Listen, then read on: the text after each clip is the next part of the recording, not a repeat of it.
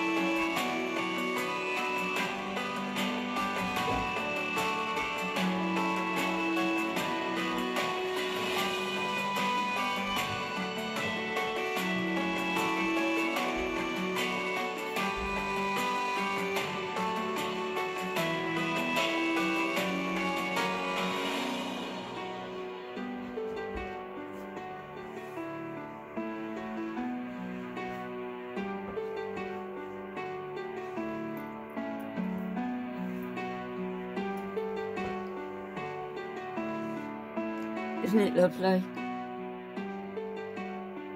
We'll end it there. So this is Steve Red Fox Garnett's channel, and I'm going to put a link in the description. I'm just going to play a few sentences of his first little Christmas stories on his channel. He's got a selection of about 6 short Christmas stories, and I strongly suggest that you head over there, subscribe and listen, because he's excellent.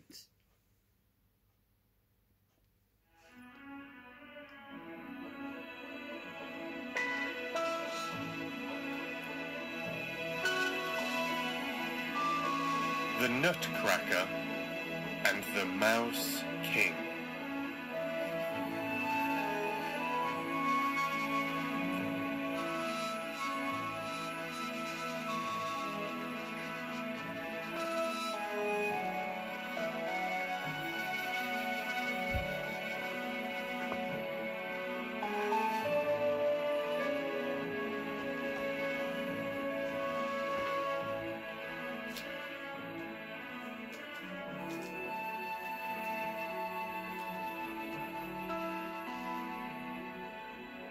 It was Christmas Eve.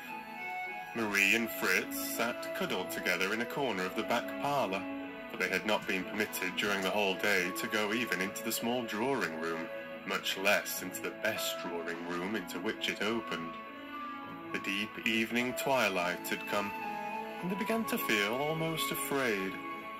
Seeing that no Christmas candles were brought in, Fritz whispered to his sister Marie, who was just 7, that he had heard rattlings and rustlings going on all day in the closed room, as well as distant hammerings, and that not long before, a little dark-looking man with a big box under his arm had gone slipping and creeping across the floor. He well knew that this little man was no other than Godfather Drosselmeyer. At this news, Marie clapped her little hands for gladness and cried, "Oh, I do wonder what pretty things Godfather Drosselmeyer has been making for us this time." Godfather Drosselmeyer was anything but a nice-looking man. He was little and lean, with a great many wrinkles on his face and a big patch of black plaster over his right eye, and not a hair on his head. He wore a fine white wig made of glass, but he was a very, very clever man, for he knew and understood all about clocks and watches, and could make them himself. So, when one of the beautiful clocks in Fritz and Marie's home was out of sorts and couldn't sing, Godfather Drosselmeyer would come, take off his glass periwig and his little yellow coat, put on a blue apron and begin to stick sharp pointed instruments into the inside of the clock. Drosselmeyer sounds like whenever he came, he always brought something delightful Alfie's great uncle, Marie and Fritz. who Perhaps a little man who could roll his eyes and used to make do bows everything and with scrapes, watches most and comic to engines you behold, could imagine. or a box out of which a little bird would jump. But for Christmas time, he had invariably prepared some especially wonderful invention. "Oh, what can Godfather Drosselmeyer have been making for us this time?" Marie said again. "I'm sure this time," said Fritz, "it must be a great castle, a fortress, where all sorts of pretty soldiers are drilling and marching about. Then other soldiers come to try and get into the fortress, upon which the soldiers inside fire away at them with cannon, until everything bangs and thunders like anything." "No, no," said Marie. "Godfather Drosselmeyer once told me about a beautiful garden with a lake in it, and beautiful swans swimming about with great gold collars, singing lovely music, and then a lovely little girl comes down through the garden to the lake, and calls the swans, and feeds them with shortbread and cake." And that's you, Marie. "Swans don't eat cake and shortbread," Fritz cried, "and Godfather Drosselmeyer couldn't make a whole garden." The children went on trying to guess what he might have in store for them this time.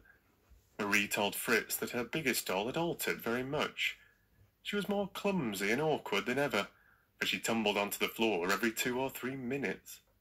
Fritz said that a good fox was lacking in his collection of animals, and that his army of soldiers was quite without a cavalry, as his papa well knew. But the children knew that their elders had all sorts of charming things ready for them. They remembered, too, that the Christ child at Christmas time took special care of their wants, and knew best what gift would bring them true happiness. Marie sat in thoughtful silence, but Fritz murmured quietly to himself, "But for all that, I do want a fox and some hussars." It was now quite dark. Fritz and Marie, sitting close together, did not dare to utter another word. They felt as if there were a fluttering of gentle, unseen wings around them, while a very far-away music could be heard. Then a bright gleam of light passed quickly across the wall, and the children knew that the Christ child was being borne away on shining clouds to other happy children. At this moment a silvery bell rang out, "Cling-a-ling, a-cling-a-ling." The doors flew open, and a brilliant light came streaming from the drawing-room. "Oh, oh!" cried the children, clapping their hands. But Papa and Mamma came and took their hands, saying, "Come now, darlings, and see what the blessed Christ child has brought for you." The two children stood speechless, with brilliant glances fixed on all the beautiful things before them. After a while, Marie, with a sigh, cried, "Oh, how lovely! How lovely!" And Fritz gave several jumps of delight. The children had certainly been very, very good, for never had so many beautiful and delightful things been provided for them as at this Christmas. Lucky children. The great Christmas tree on the table bore many apples of silver and gold, and all its branches were heavy with bud and blossom, consisting of sugar almonds, many tinted bonbons, and all sorts of charming things to eat. In all the recesses of its branches, hundreds of little tapers glittered like stars. How many beautiful things there were! Marie gazed at the loveliest dolls and all kinds of toys, and a little silk dress with many tinted ribbons hung from a projecting branch. "Oh, the lovely, lovely dress!" she cried. Fritz, in the meantime, had had 2 or 3 trials around the table to see how his new fox could gallop. "I believe it's a wild beast," he said. This is such a wonderful channel, I can and frighten him already. I strongly He recommend set to work you to muster his new hussars, heading over well there. equipped in red and gold uniforms with real silver swords, and mounted on such shining white horses that you would have thought them of pure silver. When the children had become a little quieter, there came another tinkling of a bell, and they knew that Godfather Drosselmeyer would show them his Christmas presents, which were on another table against... I'm not playing anymore. I'm going to leave you in suspense until you go across and subscribe to that channel, which is a fabulous channel, and not just a children's channel. I'll be back later. Happy Vlogmas 16. God bless.